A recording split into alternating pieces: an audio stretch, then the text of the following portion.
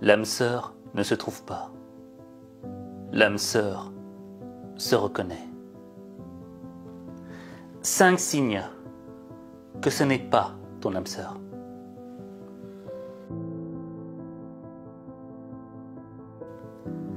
Plus tôt dans la semaine, on a publié une vidéo sur la trahison de la femme de Will Smith.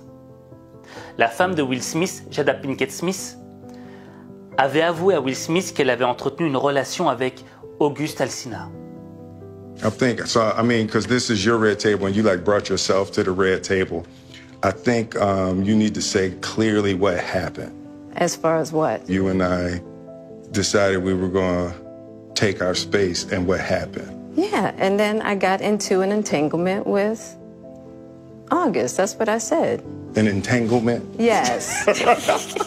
Yes. A relationship? Yes, it was a relationship, absolutely. I was in a lot of pain, and I was very broken. Now, in the process of that relationship, I definitely realized that you can't find happiness outside of yourself. Cette vidéo a engendré des milliers de commentaires. Certains disaient que Will valait mieux que cette Jada Pinkett Smith, qu'elle n'était pas réellement son âme sœur. C'est pourquoi dans cette vidéo, je vais te présenter 5 signes qui démontrent que la personne avec qui tu es en couple n'est peut-être pas ton âme sœur. Le premier élément, c'est que tu ne peux pas lui donner totalement ta confiance. Il y a un truc qui t'empêche de lui donner 100% de ta confiance. Alors certes, en couple, on ne donne jamais 100% de sa confiance. On donne progressivement sa confiance, jusqu'à ce qu'elle atteigne les 100%. Mais je vais te donner un exemple. Admettons que demain, tu fasses un accident extrêmement grave. Un accident qui t'handicape lourdement et qui t'handicape à vie. Est-ce que selon toi, la personne avec qui tu es en couple restera? Ou est-ce que ce sera trop pour elle? Est-ce que le fait pour elle de rester avec toi correspond à un sacrifice? Est-ce que cette personne s'imagine sacrifier sa vie pour toi? Si c'est le cas, si elle le prend comme un sacrifice, c'est que ce n'est pas réellement ton âme sœur. Parce qu'elle ne doit pas le prendre comme un sacrifice, mais comme une épreuve. Comme une épreuve que l'on traverse ensemble. C'est ça l'idée du couple. On est une équipe, on est une team. Et quand il y en a un qui va pas bien, on est là, on le tient. On ne le lâche pas dès qu'il a une faiblesse, une difficulté. Et ça me rappelle l'histoire de Prichard Colón. Prichard Colón, c'est ce boxeur portoricain qui était à l'ascension de sa carrière.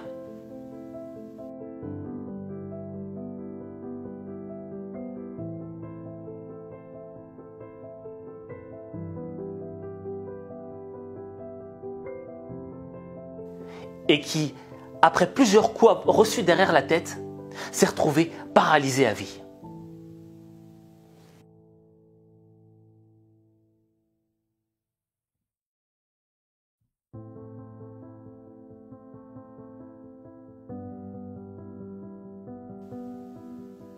Et là, les médecins ont dit aux parents de Prichard, écoutez, c'en est terminé, quoi. Il est paralysé, ce sera un légume toute sa vie. Mais les parents de Prichard Colón, ils avaient tellement d'amour pour leur enfant qu'ils ont remis en cause le diagnostic des médecins. Ils ont dit non, on va essayer. On n'a peut-être pas fait des études de médecine, on s'y connaît peut-être pas autant que vous. Mais notre fils, on l'aime. On a un amour qui est sans limite pour lui. Et on va essayer de l'aider, on va essayer de faire en sorte qu'il puisse s'en sortir. Mais on ne le lâchera jamais. On ne le laissera pas devenir un légume. Et à force d'avoir donné autant d'amour à ce garçon, il est parvenu, pas à s'en sortir complètement, mais il a fait des prouesses incroyables. I know that's you. Let me see the right. Let me see the right. Vamos, vamos, vamos. Sí, ese eres tú. That's you. I know. Let's go, vamos. Pressure. Vamos, uno bien bueno con el right. Go, pressure. Vamos. Les médecins qui disaient que ce garçon serait paralysé à vie parvient à démentir tous les pronostics qui ne jouaient pas en sa faveur. Pourquoi? Parce qu'il était entouré de personnes qu'il aimait. Et moi je me dis, et si les parents de Pritchard Colon n'étaient plus là, s'ils n'étaient plus de ce monde, qui aurait été là pour Pritchard? Si ce Pritchard Colon avait une petite amie ou une femme, est-ce qu'elle aurait endossé le rôle des parents de Pritchard?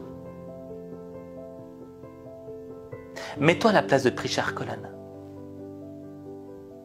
Est-ce que la personne avec qui tu es en couple aujourd'hui serait-elle capable d'endosser ce rôle? Si la réponse est non, il faut que tu te remettes en question.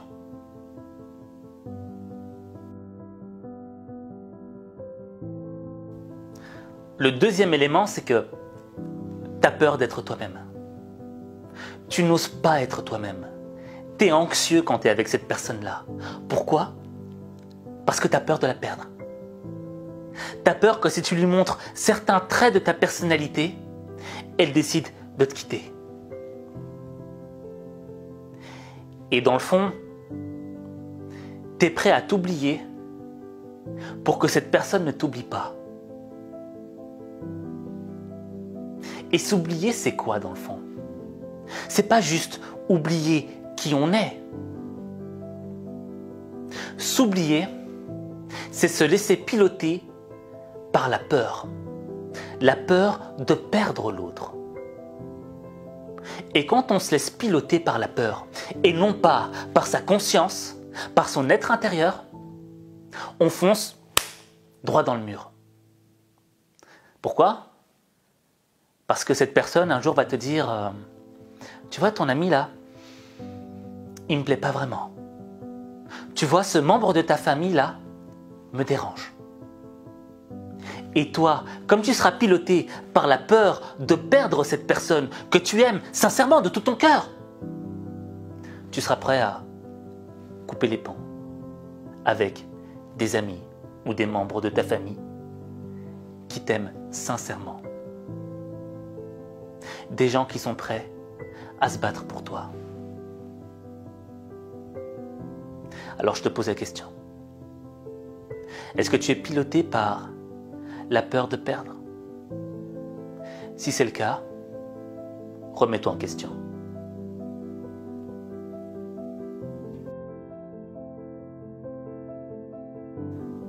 Le troisième élément, c'est de s'imaginer en couple avec une personne qui n'est pas la personne avec qui tu es en couple en ce moment.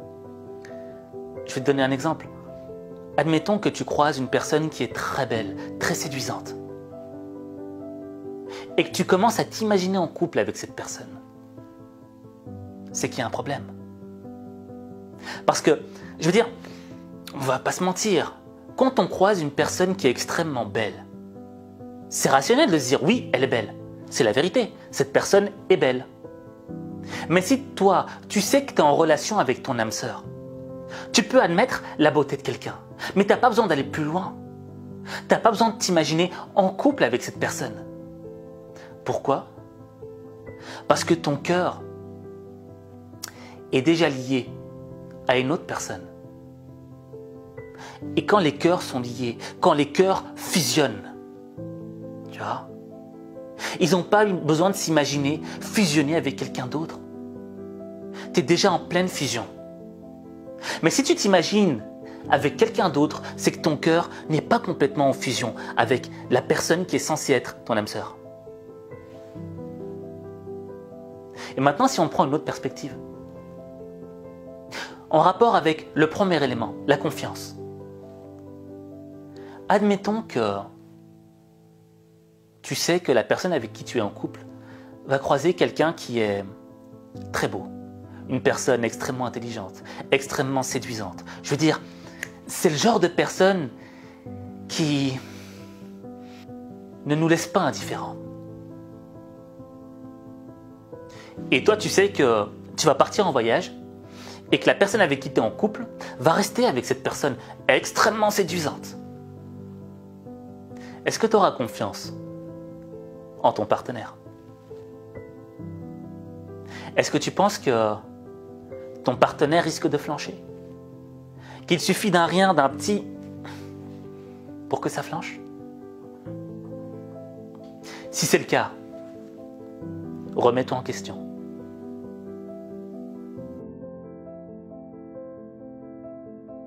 Le quatrième élément, c'est le fait de régresser. D'avoir l'impression que ta vie est en stagnation.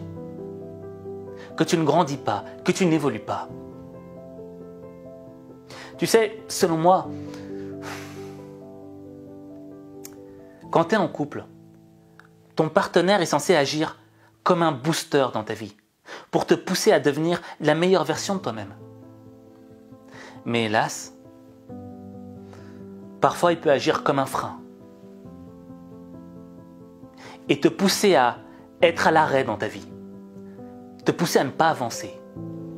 Et le problème, c'est quoi? C'est que lorsque tu n'avances pas, tu recules. Puisque le monde, lui, n'arrête pas de tourner.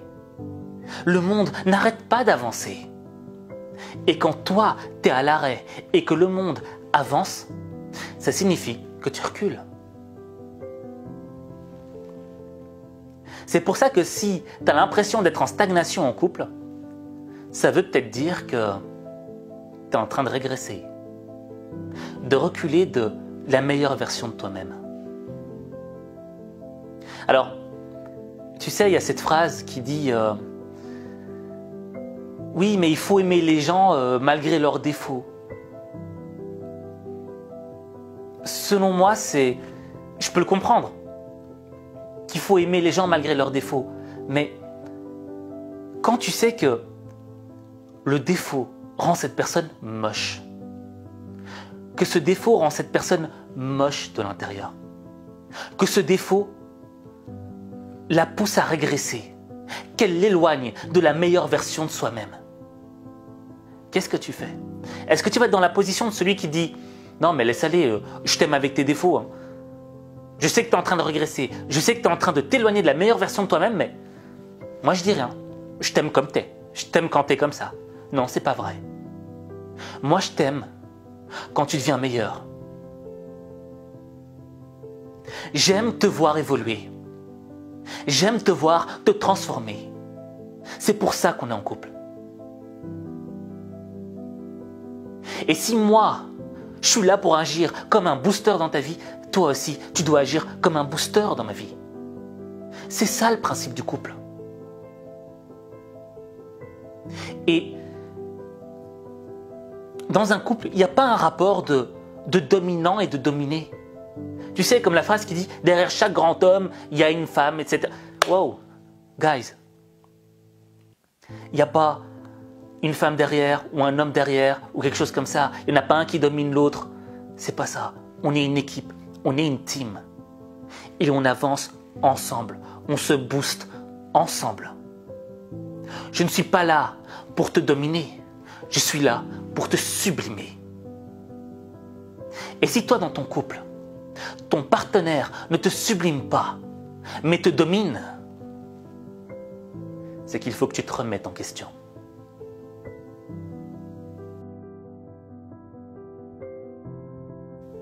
Et le dernier point, c'est est-ce que tu es capable de te projeter dans l'avenir avec cette personne? Après tout ce qu'on a dit là, est-ce que tu es capable de te projeter dans un avenir qui est heureux? Un avenir qui est baigné dans le bonheur. Certes, il y aura des difficultés, il y aura des épreuves, il y aura des disputes, il y aura des mésententes. Mais est-ce qu'on sera capable d'aller au-delà de ces épreuves, ensemble?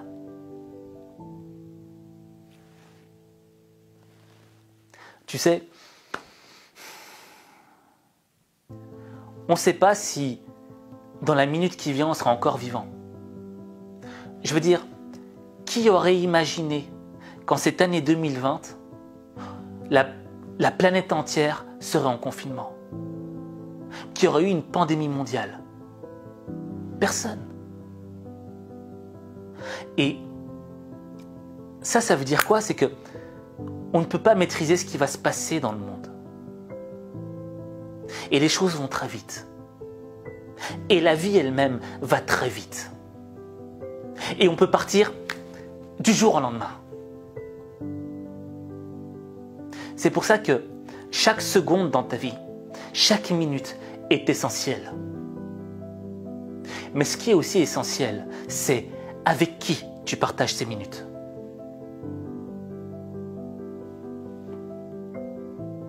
Est-ce que tu partages ces minutes avec une personne qui, dans 5 ans, va t'aider à te sublimer, va te rendre encore plus belle?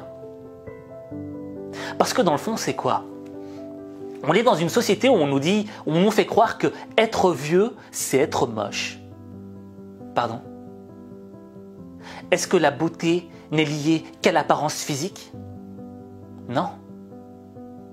La beauté est liée à cette lumière intérieure qui vit en toi, à ce feu qui vit en toi. Parce qu'on a tous en nous une lumière intérieure.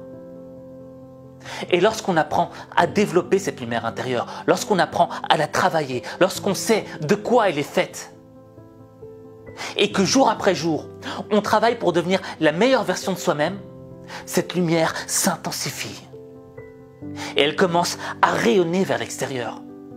Et même si ton visage est moche, cette lumière qui est à l'intérieur de toi, elle rayonne tellement qu'elle te rend beau. Parce que ta beauté n'est plus liée à ton apparence physique. Elle est liée à qui tu es vraiment. Parce que l'apparence physique, certes, oui, c'est important l'apparence physique. On va pas se mentir. C'est bien d'être attractif, d'avoir de l'attractivité pour la personne que t'aimes. Tu vois, d'être attirant pour la personne que t'aimes. C'est normal. Mais l'enveloppe extérieure n'est qu'un véhicule. Un véhicule qui est piloté par l'être intérieur, par ce qui nous habite à l'intérieur. Cette lumière intérieure. Et si cette lumière intérieure se dégrade suite à une relation qui fait que tu régresses intérieurement, tu vas devenir moche. Et ce qu'il te faut, c'est quoi? C'est une personne qui, dans 10 ans, te rende encore plus belle, encore plus beau. Il faut que quand tu aies 50 ans, 60 ans, 70 ans, 80 ans, on se dise « Waouh, cette personne dégage un truc qui la rend belle. » Je sais pas décrire c'est quoi, je sais pas d'où ça vient, mais cette personne est belle. Parce que la vie en soi, elle est belle. La vie, c'est comme un arbre avec différents fruits. Alors tu peux goûter le fruit de la tristesse, de l'amertume, etc. Mais il y a aussi les fruits du bonheur, les fruits de la beauté. Quel fruit tu choisis dans le fond? Parce que le seul qui peut faire le choix du fruit qu'il veut, c'est toi. Il n'y a que toi.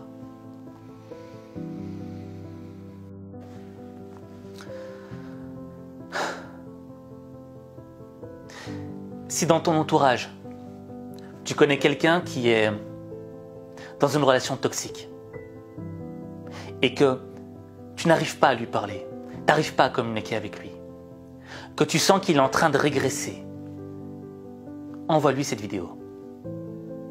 Envoie-le lui comme un message du cœur pour réveiller sa conscience.